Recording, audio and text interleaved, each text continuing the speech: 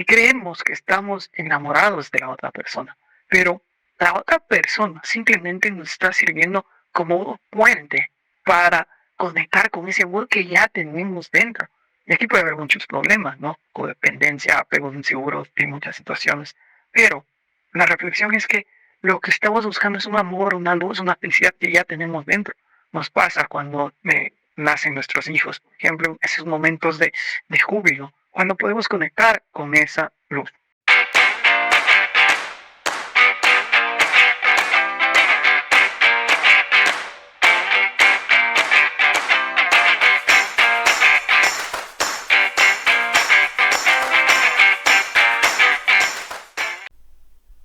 Hola amigos, ¿cómo están? Bienvenidos a su podcast, Un Sueño Humano, el podcast de los soñadores, de los locos, de aquellos que nos atrevemos a pesar del que dirán y nos levantamos a pesar de cada fracaso. Recuerda que este es un espacio de crecimiento personal porque tu éxito será tan grande como tú lo seas. Vamos a continuar con los temas espirituales que en realidad están súper interesantes. El día de hoy vamos a explorar el poder de la Cábala, Rav Berg. Esta forma de abordar este tema espiritual realmente la empecé a considerar viendo una serie, Enseñanzas Ocultas con Teresa Muller, en la plataforma Gaia. A mí me parece muy interesante porque integran cosas de la física cuántica, de la metafísica, astrología, y lo combinan con estas enseñanzas antiguas y en realidad me he dado cuenta que están llenas de sabiduría. La Cábala es una de las bases para desarrollar estos pensamientos en esta serie y he querido profundizar un poquito más. El primer cabalista, nos dice, fue Abraham. Él empieza a hablar de esto, hace su libro de formación y se lo hereda a Moisés. Obviamente ellos están en una época en la cual no había las enseñanzas escritas y el texto sagrado, el Zohar, lo escribe Rav Shimon bar Yochai, que es un texto con la misma e incluso más antigüedad de la Biblia, que lo habla como un descodificador de la misma. Entonces la Cábala es eso, es el estudio del Zohar, un texto sagrado que engloba muchas cosas y ya vamos a darnos cuenta con este libro que en realidad lo explica de una manera súper clara, súper concisa y lo hace muy, muy interesante. Este libro, el Zohar, también se dice que es considerado como el santo grial que fue escondido por los caballeros templarios, ¿no? Tiene este respaldo de que tal vez pueda estar por ahí. Además, el estudio del Zohar, de la Cábala, lo hicieron personajes como Isaac Newton, Platón, Pitágoras, y de hecho muchos de los grandes inventores de nuestro mundo tuvieron estas escuelas, ¿no? Esta escuela de misterios de la cual nacen todas estas enseñanzas, ¿no? La verdad auténtica, nos dice, es comprensible para todo el mundo, incluso para los niños. Una persona sabia es aquella que sabe cómo hacer simples los asuntos más complicados. El Rav. Primera parte, ¿qué somos? Nos dice esta pregunta que han tratado de responderse religiones, el mundo científico, y ha sido muy complejo. Aquí nos dice que somos deseo. En realidad somos deseo en movimiento. Vivimos la vida en piloto automático, impulsados por la necesidad constante de nutrir todos los anhelos que persisten en nuestra mente y en nuestra alma. Entonces, este estudio nos dice que somos un deseo primario en primera instancia, en deseo de dinero, de conocimiento, de una posición social, y los deseos varían, ¿no? Pero el deseo final, escondido detrás de cada uno de estos deseos, es felicidad, luz. Y hace una referencia, ¿no?, a que cuando cae la lluvia y al mismo tiempo está sol, es única la luz del sol, son únicos los rayos del sol, pero al cruzar por el agua crean una infinidad de colores. Entonces la luz esconde detrás todo tipo de colores y eso es lo que somos. Deseo, buscamos una felicidad permanente. La luz también se define como la paz mental que resulta el saber que mañana la felicidad seguirá estando con nosotros. Cuando estamos conectados con la luz, no tenemos miedo, ni ansiedad, ni inseguridad acerca de el futuro. El 99% del mundo es luz y el 1% es material, según estas enseñanzas. ¿Pero qué nos impide llegar entonces a esto? Bueno, estas enseñanzas también se basan en principios y vamos a revisar el primer principio. No creas una sola palabra de lo que leas. Pon a prueba todas las lecciones aprendidas. Segundo principio, existen dos realidades básicas. Nuestro mundo de oscuridad del 1%, nuestro mundo material, y el mundo de luz, el mundo del 99%. El mundo clásico, tal como percibimos, es aquel en el que suceden las cosas repentinamente, supuestamente, ¿no? Pero estas enseñanzas nos muestran que existe un mundo cuántico donde están las causas de todo aquello que sucede. Un ejemplo es cuando no sabíamos prever el clima.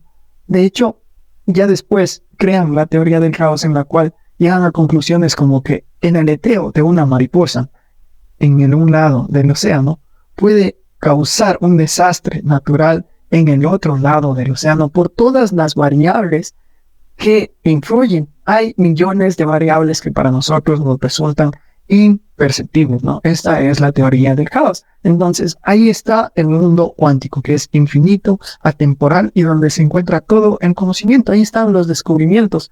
Y, como hemos dicho, los inventores, los grandes inventores han tenido acceso a este mundo. Otro ejemplo nos dice que no, nuestro mundo material, nuestro mundo cuántico, el mundo cuántico es como nuestra persona y el mundo material es como nuestra sombra. Para nosotros poder mover la sombra, que es una representación muy pálida, en realidad muy pobre de lo que somos, tenemos que mover acá en el mundo físico, y lo mismo pasa con el mundo cuántico y el mundo material. Y esto nos lleva al tercer principio. Todo lo que un ser humano verdaderamente desea en la vida es luz espiritual.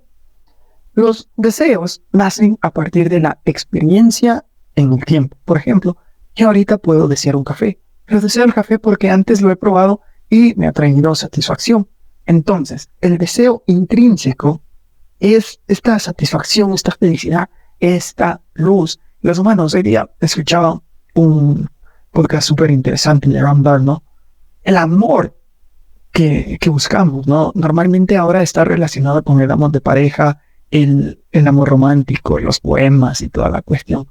Y creemos que estamos enamorados de la otra persona, pero la otra persona simplemente nos está sirviendo como un puente para conectar con ese amor que ya tenemos dentro. Y aquí puede haber muchos problemas, ¿no? Codependencia, apegos inseguros y muchas situaciones. Pero la reflexión es que lo que estamos buscando es un amor, una luz, una felicidad que ya tenemos dentro. Nos pasa cuando nacen nuestros hijos, por ejemplo, esos momentos de júbilo, cuando podemos conectar con esa luz. Vamos a hablar de el origen, ¿no? El origen tiene una energía que solo deseaba compartir infinitamente, impartir continuamente y dar incesantemente, ¿no? Es la antítesis de nuestro sufrimiento que vamos viviendo hoy en día. Pero aquí hay un problema. ¿A quién iba a dar? ¿A sí misma? Entonces, para poder recibir toda esta energía, toda esta luz que podía dar, se crea una vasija, ¿no? Porque para dar se necesita un receptor. Y este sería la primera alma, ¿no? El gran conjunto.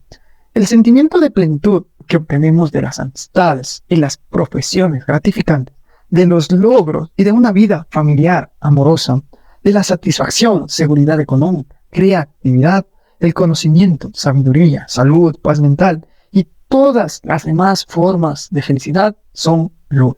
Pero ojo, la luz no es igual a Dios. La luz es la fuerza que emana de Dios y por eso se crea esta vasija. Pero la luz son atributos de Dios. Ahora, ¿qué pasa que esta luz, que esta vasija única, que esta alma, que este espíritu único, ¿qué hizo para convertirse en el mundo que conocemos hoy? Pues bueno, aquí habla del pan de la vergüenza. La vasija podía recibir todo esto sin ningún esfuerzo y no se sentía merecedora de toda la dicha. Entonces tenía que poner en una balanza, ¿no? Para yo poder recibir también tengo que dar algo. Es como tratar de ganar un partido que ya estuvo arreglado previamente. No nos vamos a sentir merecedores. Así se sintió la primera vasija que recibía la luz divina. Entonces se crea una resistencia a recibir esta luz y lo infinito da origen a lo finito. Y aquí se ratifica lo que se dijo mucho tiempo atrás con la teoría del Big Bang, que ya es una teoría ampliamente aceptada, ¿no? El origen al espacio-tiempo se da en esta ruptura, en esta negación de la vasija, en esta resistencia de la primera vasija a recibir, y se crea el mundo vacío, ¿no? Y se aparta del mundo sin fin. El rompecabezas entonces de la creación y la teoría de la reactividad. Vamos a ver. La vasija se convirtió en un rompecabezas y todas y cada una de las cosas que existen en el universo son la parte de un todo que en un principio era la vasija. Ahora, la oscuridad, ¿qué pasa si es que todo era luz al principio? ¿Por qué hay oscuridad? Si hay luz, entonces, ¿qué sentido tiene? Vamos al mismo hecho del pan de la vergüenza. Se creó una cortina en la cual hay 10 dimensiones y aquí se basa el árbol de la vida, ¿no? Que es una de las enseñanzas claves dentro de la Cábala, ¿no? Las 10 Sefirot que están escondidas en el árbol de la vida, en el cual en el punto más alto del árbol está el Keter, el reino luminoso, aquel reino que dio principio y era todo luz, y abajo está el Malhut, nuestro universo físico, ¿no? Una luz piloto, ¿no? Es lo que sustenta nuestra existencia. Y lo demás está escondido mediante estas cortinas, ¿no? Lo interesante de esto es que se va algo que se dijo hace tantos años, se lo toma en cuenta hoy por la teoría de cuerdas, que es una teoría de física, ¿no? Entonces se le va dando atención a estas enseñanzas espirituales porque empiezan a coincidir, a engranar de muy buena manera con las enseñanzas físicas. Dentro de esta fragmentación, todo lo que existe en la vida tiene una alma femenina y una alma masculina, ¿no? En todas las cosas. ¿Cuál es la diferencia?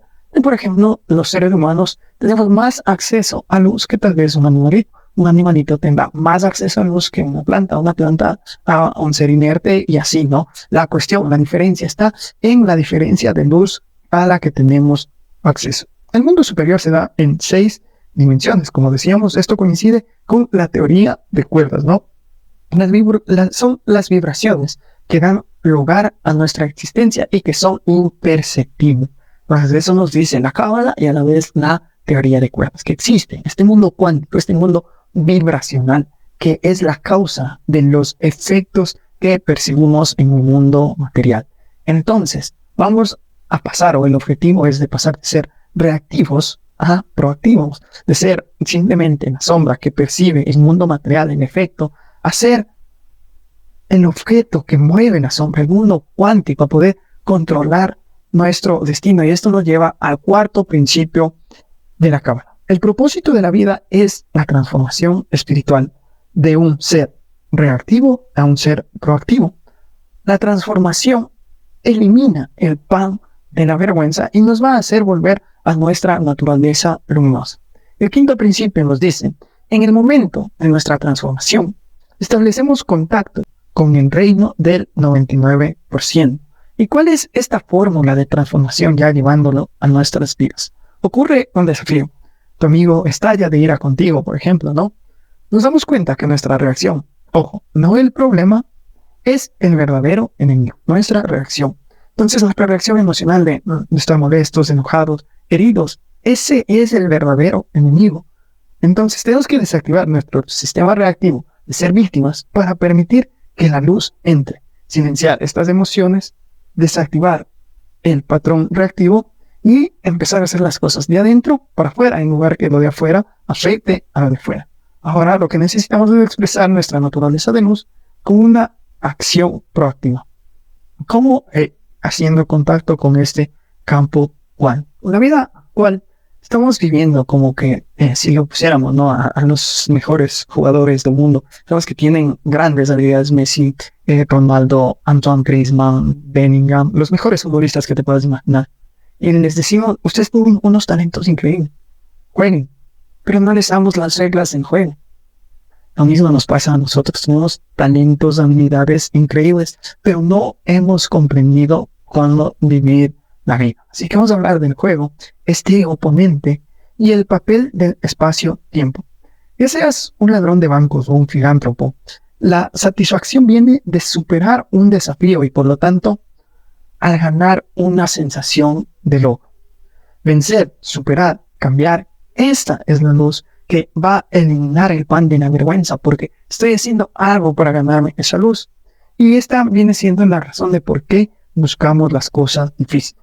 Nuestra naturaleza humana necesita pasar de reactivos a proactivos. Y el oponente podemos resumirlo en aquella voz interior. Y aquí le da un sustento que realmente me encantó, porque antes yo había escuchado, ¿no?, de Satán, del diablo y tantas cosas, de algo con cachos y la maldad.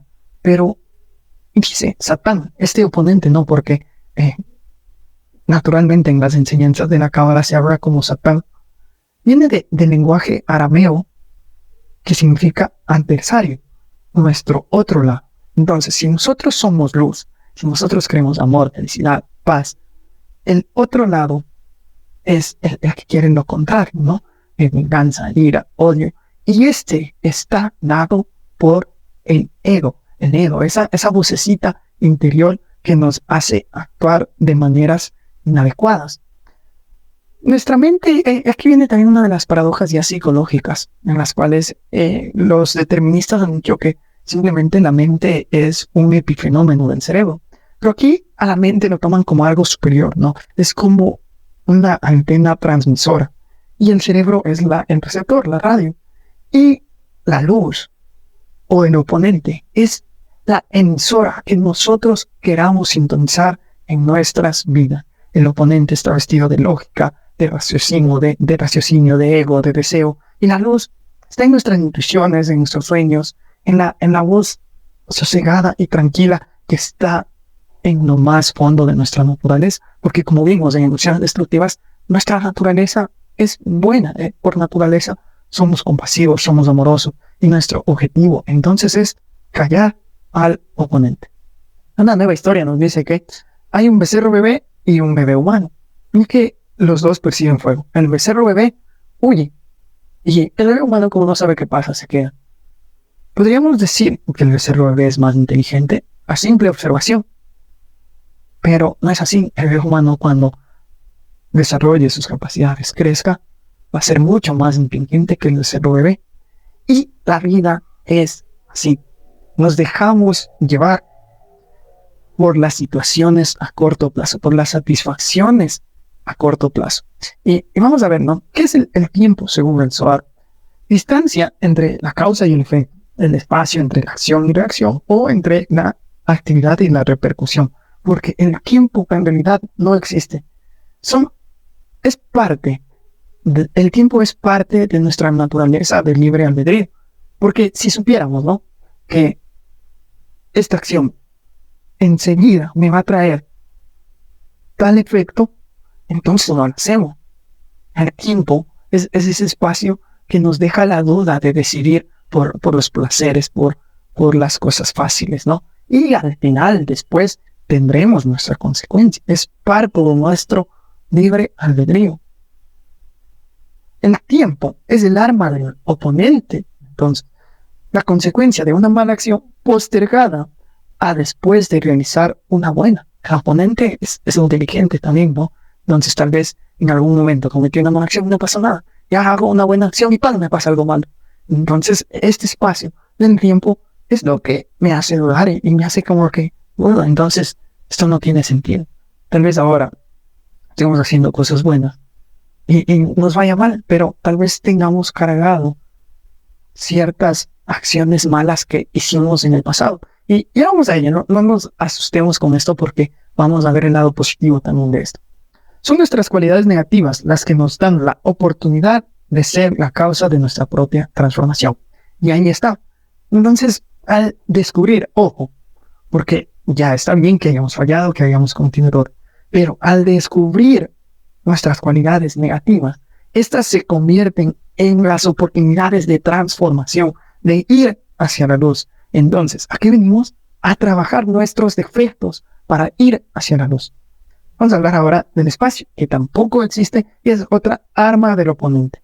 Lo hacemos bien en el trabajo, pero al hacerlo bien en el trabajo nos causó distracción en el tema familiar, en el tema de salud, en el tema de alimentación. Entonces es una arma del oponente también en el espacio. Nuestro mundo y nuestras vidas son como un rompecabezas. Cuando estamos unificados, hay amor, completitud, pero cuando estamos separados por ideologías o diferencias, hay dolor. ¿Cuál es el fin del caos? Eliminar el espacio que hay entre nosotros y entre los demás. Recuerden que somos uno solo. Y aquí vienen varios experimentos, ¿no? Aquí el efecto del observador, donde ante dos partículas que estuvieron juntas, cuando las separamos y observamos la una, automáticamente vamos a tener el resultado de la otra, porque todo aquello que estuvo junto va a tener cierta implicación cuando se separe.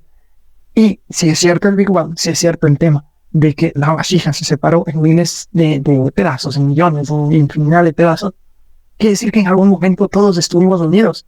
Y, por lo tanto, no hay un tú, un él, solo todos somos una sola cosa. Y aquí se elimina el caos cuando entendamos este espacio que hemos creado entre nosotros y los demás.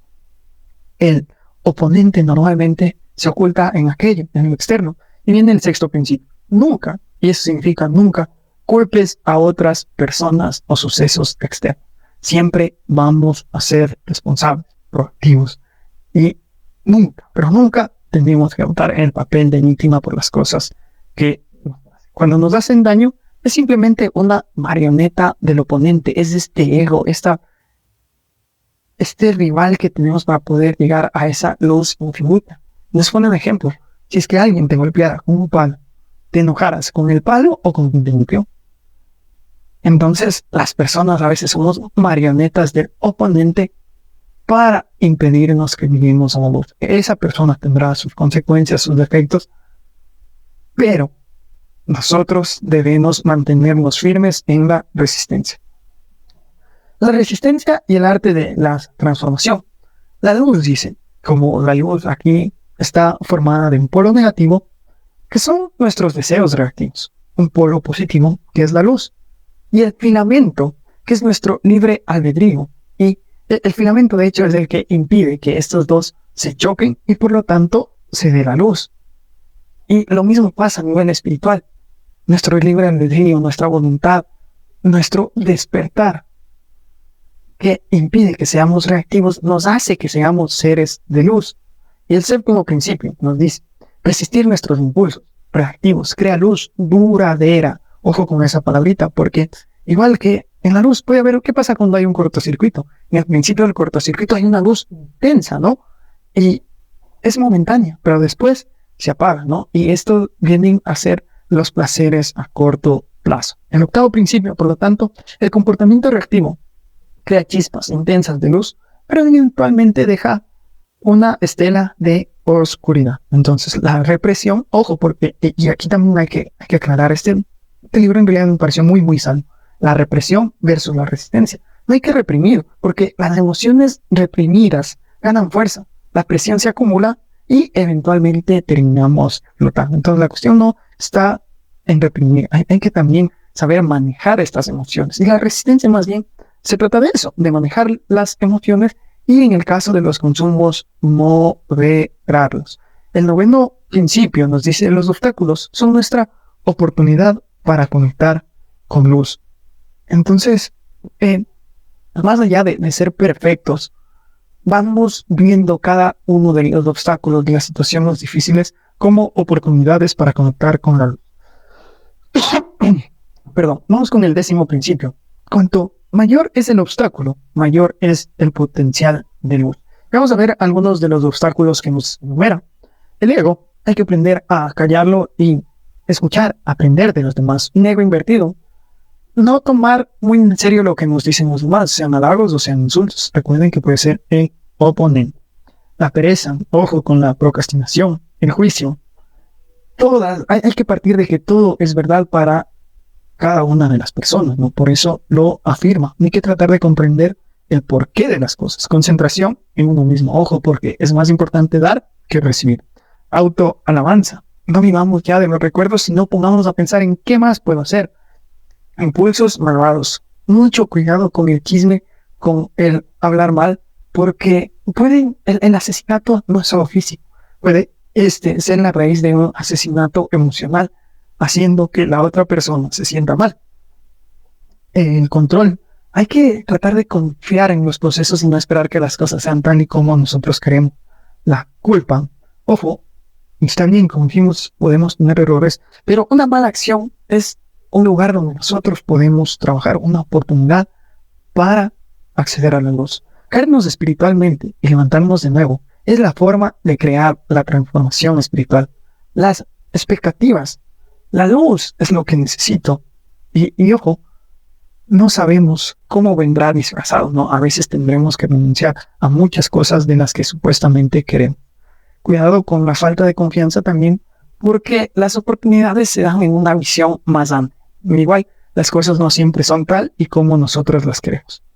Cuidado con el egoísmo. Enfoquémonos mucho en el tiempo, en la familia, más allá a veces de nuestro cansancio. La inseguridad. Recuerda que eres luz y eres el creador. Tú te mereces todo. La vergüenza, ojo. Permítete ser vulnerable. A veces puedes sentir vergüenza, tristeza, miedo, necesidad de ser admirado. Cuidado con esto, porque también puedes no saber. Permítete fallar. En el fallar está la clave del crecimiento. Y las dudas, no dudes. Si tienes certeza, y vamos allá también, van a llegar las cosas en el momento y en una manera más inesperadas. La corrección, la esclavitud y el poder milagroso de la certeza. Vamos aquí con la certeza. La ley del Tikkun. Esta ley es la que nos dice precisamente que venimos a este mundo a corregir algo, sean de nuestras vidas pasadas, o sea, algún cortocircuito de nuestra vida actual, cuando opacamos nuestra luz, cuando cometimos errores o nos dejamos llevar por nuestros deseos. Pueden ser en dinero, en personas, en salud o en relación, no problemas de ese tipo. ¿Y cómo nos podemos dar cuenta entonces qué es lo que espiritualmente nos va a hacer crecer? ¿Qué me es dolorosamente incómodo? Hagámonos esa pregunta. ¿Qué me irrita? ¿A qué no le puedo decir que no? ¿Qué me da vergüenza? Y normalmente estos vienen a ser patrones repetitivos. También mucho ojo con lo que nos molesta de los demás o con lo que nos molesta de lo externo, porque la vida es un espejo y no es algo que me moleste externamente. Volvámonos prácticos y veamos qué en nuestro interior está desencadenando ese ser reactivo en nosotros. Ojo también con los buenos momentos. En realidad es luz o es un cortocircuito que después causará una oscuridad en el largo plazo. ¿Qué pasó con Moisés en el Mar Rojo? Dios, ayúdame, le dijo, ¿no? Porque se libraron de la esclavitud y estaban huyendo los israelitas junto a Moisés y llegaron al Mar Rojo y le seguían los soldados. Y Dios le dijo, ¿por qué yo? Dios estaba revelando una de las leyes espirituales de la vida. Vence a tu propia naturaleza reactiva y los cielos te ayudarán a vencer las leyes de la madre naturaleza, pues ambas están íntimamente relacionadas. Aquí lo que no nos dicen muchas veces de esta historia es que no fue Dios quien abrió el océano, fue Moisés quien lo hizo por sí mismo. ¿Cómo? A través de la certeza. Los israelitas no se metieron en el mar cuando ya estaba abierto, se metieron en el mar estando cerrado. Y cuando el agua estaba a punto de tocar sus narices, el mar se abrió. Y eso es la fe. Esta certeza nos quiere hablar de fe, pero una fe verdadera. No una fe de esperanza, de que algún día las cosas nos van a pasar. No esta fe de que, a ver, si mira, tal vez me enojaba, pero como tenía fe de que me voy a pasar el mar se abrió.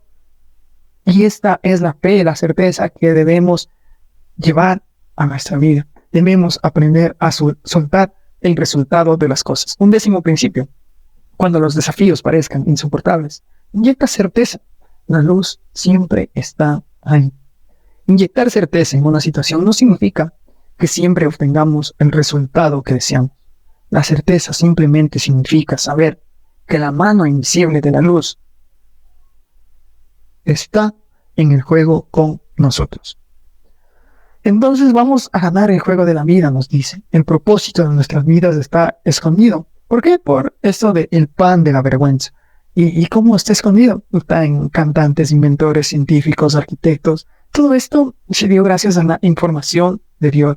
A ver, tal vez nuestros pensamientos sean creados por el cerebro y en eso tengan razón los deterministas que dicen que esto es un epifenómeno. No, los pensamientos pueden ser un epifenómeno de el cerebro, pero las ideas, aquello que hace crear algo nuevo, en realidad puede ser una conciencia, y estoy seguro que es una conciencia superior a la información de Dios.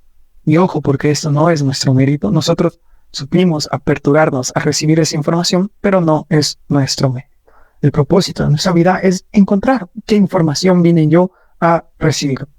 Un dato interesante es que el Zohar determinó el año 5760 en el calendario en el que se determina esto, traducido a nuestro calendario, el año 2001, en nuestro calendario gregoriano, como un tiempo de aflicción y bendición. Lo curioso es que ahora lo estamos viviendo. ¿Y qué nos dice el Zohar con respecto a estos años?